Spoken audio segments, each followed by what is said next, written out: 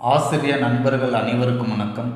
இன்றைக்கு TNTET paper 1 paper 2 சைக்காலஜியில் பேசிக்காக கேட்கக்கூடிய கொஷின்ஸில் இம்பார்ட்டன்ட் டாபிக் தான் பார்த்துட்ருக்கோம். ஸோ அதில் பார்த்தீங்க அப்படின்னா நுண்ணறிவு கோட்பாடில் ஒற்றை காரணி, இரட்டை காரணி, குழு காரணி, பல காரணி பார்த்துட்டோம். ஸோ அடுத்தது இன்றைக்கு கில்போர்டு மற்றும் ஹோவர்டு கார்னர். ஸோ இந்த ரெண்டு கட்டமைப்பு கோட்பாடு, நுண்ணறிவு கட்டமைப்பு கோட்பாடை பற்றி இந்த வீடியோவில் பார்க்க போகிறோம். ஸோ வீடியோவை ஸ்கிப் பண்ணாதீங்க. வீடியோக்குள்ளே போகிறதுக்கு முன்னாடி நீங்கள் நம்ம சேனலுக்கு நியூ வியூவராக இருக்கீங்க அப்படின்னா கண்டிப்பாக சப்ஸ்கிரைப் பண்ணி பக்கத்தில் இருக்கக்கூடிய பெல் ஐக்கனை கிளிக் பண்ணிக்கோங்க. அதாவது கோட்பாடு ஃபுல்லாக விளக்கமாக பார்க்க போகிறதில்ல, என்ன சொல்லியிருக்காங்க, அதில் எது கீ பாயிண்ட்டு அதை தான் பார்க்க போகிறோம்.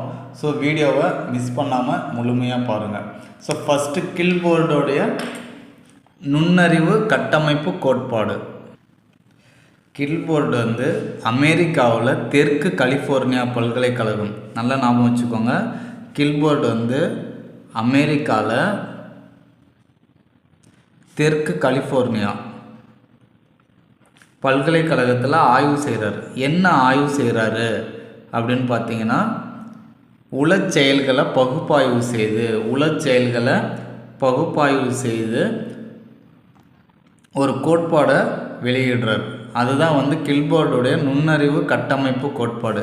எந்த ஆண்டு வெளியிடுறாரு அப்படின்னு பார்த்தீங்கன்னா 1966 இந்த கோட்பாட்டை வெளியிடுறார்.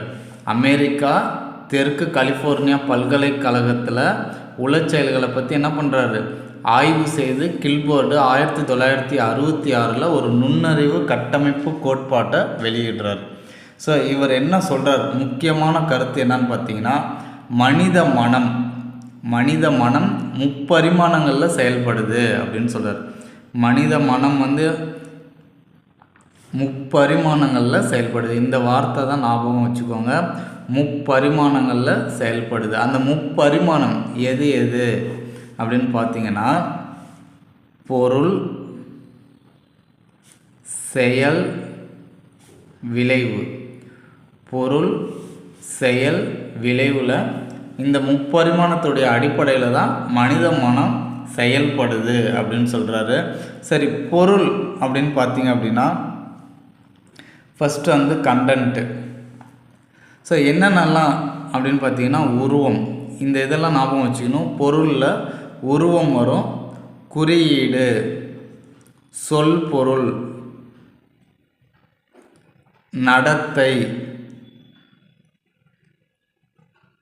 அதாவது ஃபிகரு, சிம்பாலிக், அடுத்து என்னது செமண்டிக், அடுத்தது பிஹேவியர். ஸோ இது எல்லாமே எதில் வரும்னா பொருளில் வரும். அடுத்து செயல். பொருள் எத்தனை இருக்குது பார்த்தீங்கன்னா 4 இருக்குது. செயல் 5 இருக்குது. ஸோ என்னென்ன அப்படின்னு பார்த்தீங்கன்னா, அறிதல், நினைவு, குவிச்சிந்தனை, விரி சிந்தனை, லாஸ்ட் ஒன் என்னதுங்க, மதிப்பீடு. அடுத்து விளைவு பொறுத்த வரைக்கும் மொத்தம் எத்தனை இருக்குங்க, 6 இருக்குது. ஸோ 6 என்னென்னு பாருங்கள், அலகுகள், வகைகள், தொடர்புகள், ஒருங்கமைப்பு, மாற்றி அமைப்புகள், அனுமானங்கள். ஃபஸ்ட்டு ஒரு கான்செப்ட் எடுக்கிறோம், அந்த கான்செப்ட் பற்றி நம்ம யோசிக்கிறோம், அதுக்கப்புறம் அதிலிருந்து ஒரு முடிவை கொண்டுட்டு வரோம். இதுதான் முப்பரிமாணம். ஸோ இப்போ பொருள் பொறுத்த வரைக்கும் 4 வகை இருக்குது. 4 வகையில் மதிப்பிடுறாங்க. உருவம், குறியீடு, சொல் பொருள், நடத்தை. செயல் 5, அறிதல், நினைவு கூறுதல், குவிச்சிந்தனை, விரி சிந்தனை, மதிப்பீடு. விளைவு, அலகுகள், வகைகள், தொடர்புகள், ஒருங்கமைப்புகள், மாற்றி அமைப்புகள், அனுமானங்கள். ஸோ அப்போ 4 × 5 × 6 மொத்தம் எவ்வளோ வருதுங்க, 120 நுண்ணறிவு கூறுகளை கில்போர்டு சுட்டி காட்டுறாரு. அப்போ 120 நுண்ணறிவு கூறுகள். ஸோ முக்கியமானது என்னன்னு பார்த்தீங்கன்னா, அமெரிக்காவில் தெற்கு கலிஃபோர்னியா பல்கலைக்கழகத்தில் உளச்செயல் பற்றி ஆய்வு செய்து 1966 கில்போர்டு வந்து நுண்ணறிவு கட்டமைப்பு கோட்பாட்டை வெளியிடுறார். ஸோ அதில் முக்கியமான கருத்து என்னன்னு பார்த்தீங்கன்னா, மனித மனம்ன்றது முப்பரிமாணங்களில் செயல்படுது அப்படின்னு சொல்கிறார். அந்த முப்பரிமாணங்கள் எதுன்னு பார்த்தீங்கன்னா, பொருள், செயல், விளைவு. பொருள் வந்து 4, செயல் வந்து 5, விளைவு வந்து 6. இது 3ஐயும் பெருக்குனா 120 வருது. இதுதான் கில்போர்டுடைய நுண்ணறிவு கூறுகள். மொத்தம் எவ்வளோ சொல்லியிருக்காரு? 120. ஆனால் இப்போ இன்று வந்து என்ன எவ்வளோ சொல்கிறாங்க அப்படின்னு பார்த்தீங்கன்னா 180 சொல்கிறாங்க. இது நீங்கள் நல்லா ஞாபகம் வச்சுக்கணும். இது வந்து 120. இப்போ வந்து ரீசண்டாக நம்ம வந்து கணக்கில் எப்படி எடுத்துக்கிறோம் அப்படின்னு பார்த்தீங்கன்னா 5 × 6 × 6. ஸோ எதை வந்து எக்ஸ்ட்ரா சேர்த்துருக்காங்க அப்படின்னு பார்த்தீங்கன்னா இதில் ஒன்று என்னென்னா பொருளில் உள்ள உருவம் வந்து இதுதான் இருக்குது. ஸோ இதை வந்து என்னன்னு சொல்கிறாங்கன்னா பார்க்கும் உருவம், பார்க்கறது, கேட்குறது. ஸோ இதை 2ஆக பிரிச்சுருக்காங்க. இதில் 2 இப்போ ரீசெண்டாக மாற்றிருக்கிறது 4லேருந்து 5 ஆக்கிட்டாங்க. பார்க்கறது, கேட்குறது 1 2 3 4 5 ஆக்கிட்டாங்க. அடுத்தது வந்து பார்த்திங்க அப்படின்னா செயலில் நினைவு கூறுதல் இருக்கா. இந்த நினைவு கூறுதல் வந்து என்னென்னா ஏற்கனவே இருக்கிறத பதிவு செய்தல், அடுத்து இருத்தி வைத்தல். ஸோ 2ஆக பிரிச்சுருக்காங்க, பதிவு, இருத்தி. இப்போ இது வந்து என்ன பண்ணிட்டாங்க 6 ஆக்கிட்டாங்க, இது 5 ஆக்கிட்டாங்க. ஸோ இப்போ 5 × 6 × 6 வந்து என்னதுங்க 180. இன்று கில்போர்டில் எத்தனை கூறுகள் இருக்குது அப்படின்னா 180. கில்போர்டு வந்து ஆரம்பத்தில் எத்தனை கூறுகள் சொல்லியிருக்காரு? 120. அவ்வளோதான் கில்போர்டுடைய கூறுகள். ஸோ அடுத்தது வந்து பார்த்தீங்க அப்படின்னா கார்டனர். யாருங்க? கார்டனர். அவருடைய பல்வகை நுண்ணறிவு கோட்பாடு பற்றி பார்க்கலாம்.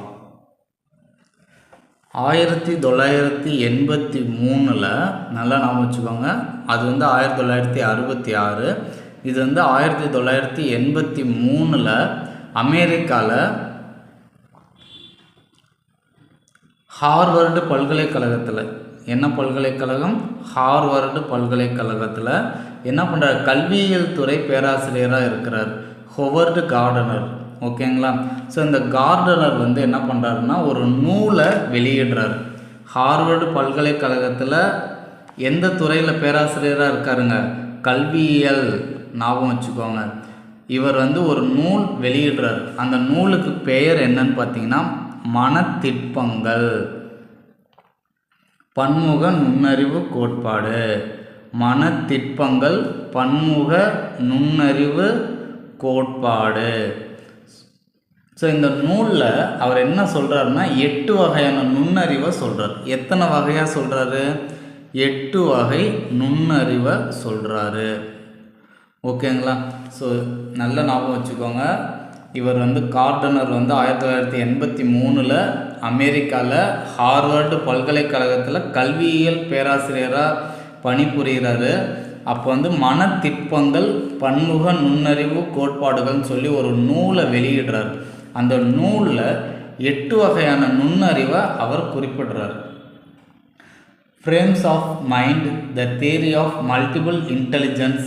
அதுதான் மனத்திட்பங்கள், பன்முக நுண்ணறிவு கோட்பாடு அப்படின்னு சொல்லி.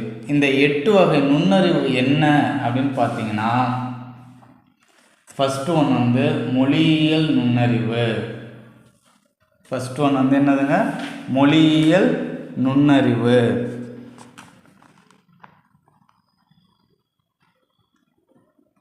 ரெண்டாவது வந்து பார்த்திங்கன்னா தர்க்க ரீதியான கணித நுண்ணறிவு.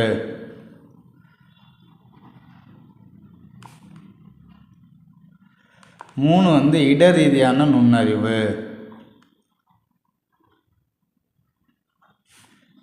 4 வந்து உடல் இயக்கம். 5 வந்து இசை. 6 வந்து சமூக உறவுகள். 7 வந்து தான் செயல்படுதலில் சாமர்த்தியமாக இருத்தல்.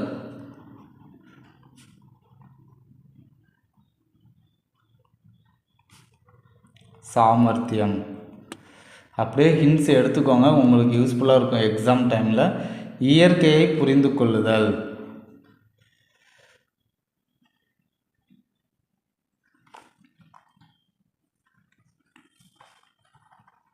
அவ்வளோதான்.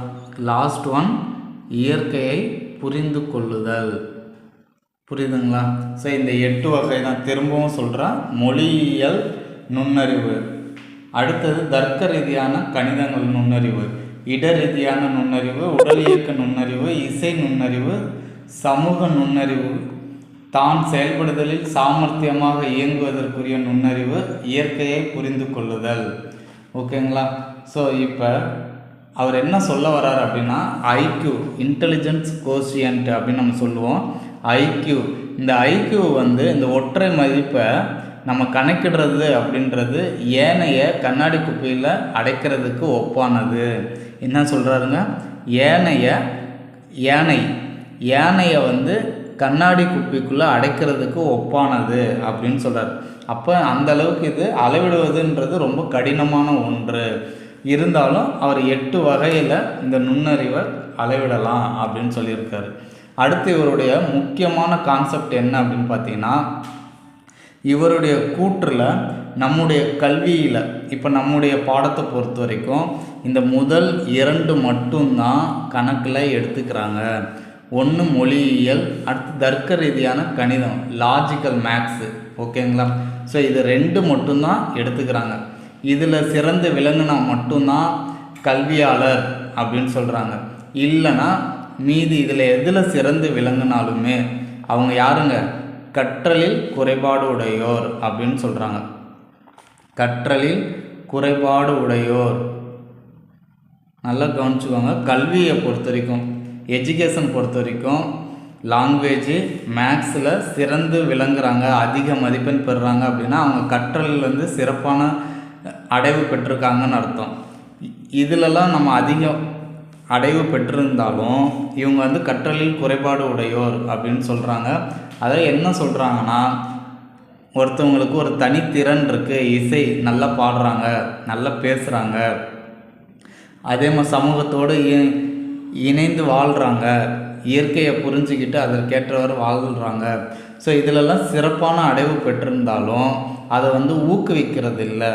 ஸோ அதை நம்ம ஊக்குவிச்சா அவங்களுடைய அடைவுகள் வந்து இன்னும் அதிகமாகும், அவங்களுடைய சிறப்பு கூறுகள் வந்து என்ன ஆகும்னா வெளிப்படும் அப்படின்னு சொல்கிறாங்க.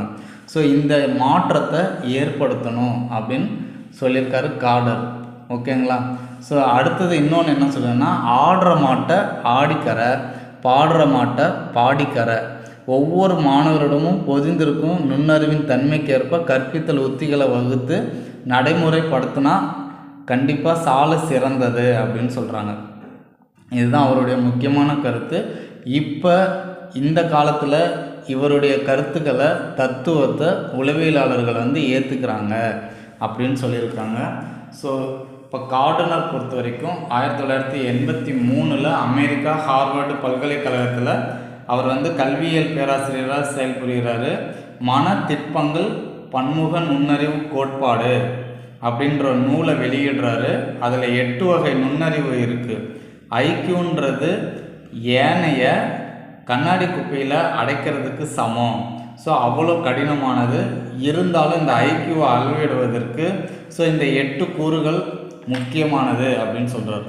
எதுன்னு பார்த்தீங்கன்னா மொழியியல், லிங்குஸ்டிக்கு, அடுத்து தர்க்க ரீதியான கணிதம், லாஜிக்கல் மேக்ஸு, அடுத்தது வந்து என்னதுங்க இட ரீதியானது ஸ்பேசியல் இன்டெலிஜென்ஸு, அடுத்தது பாடிலி கைனஸ்டிக் இன்டெலிஜென்ஸு, அடுத்தது மியூசிக்கலு, அடுத்து இன்டர்பர்சனல், ஸோ அடுத்து லாஸ்ட் வந்து என்னதுங்க இன்ட்ரா பர்சனல், அடுத்தது வந்து பார்த்திங்கன்னா நேச்சுரலிஸ்ட்டு. ஸோ இது எல்லாமே இந்த 8 வகை நுண்ணறிவு முக்கியம். ஆனால் இப்போ இருக்கக்கூடிய கல்வியில் இந்த முதல் 2 மட்டும்தான் எடுத்துக்கிறாங்க, மீதியை வந்து எடுத்துக்கிறதில்ல, ஊக்குவிக்கிறதில்ல. ஸோ ஒவ்வொரு மாணவரிடமும் இருக்கக்கூடிய தனித்திறன்களை வெளியிட்டால் அவங்க வாழ்க்கையில் நல்ல சிறப்பான நிலைக்கு போவாங்க அப்படின்னு சொல்லி கார்டனர் சொல்கிறாரு. ஸோ அவருடைய கருத்தை என்ன பண்ணுறாங்க, இப்போ இருக்கக்கூடிய தற்கால உளவியலாளர்கள் ஏற்றுக்கொள்கிறாங்க அப்படின்னு சொல்லியிருக்காங்க. ஸோ அவ்வளோதாங்க இந்த 2 கான்செப்டும். ஸோ அடுத்த வீடியோவில் அடுத்த இம்பார்ட்டன்ட் டாப்பிக்காக பார்ப்போம். ஸோ நீங்கள் இன்ன வரைக்கும் நம்ம சென்ட் பண்ண வீடியோஸ் யாரும் பார்க்காம இருக்கீங்கன்னா நம்முடைய வாட்ஸ்அப் குரூப்பில் ஜாயின் பண்ணிக்கோங்க. நீங்கள் மிஸ் பண்ண வீடியோ கூட அதில் அதற்கான லிங்க் இருக்குது, கண்டிப்பாக பார்க்கலாம். தேங்க்ஸ் ஃபார் வாட்சிங். Thank you to all the best.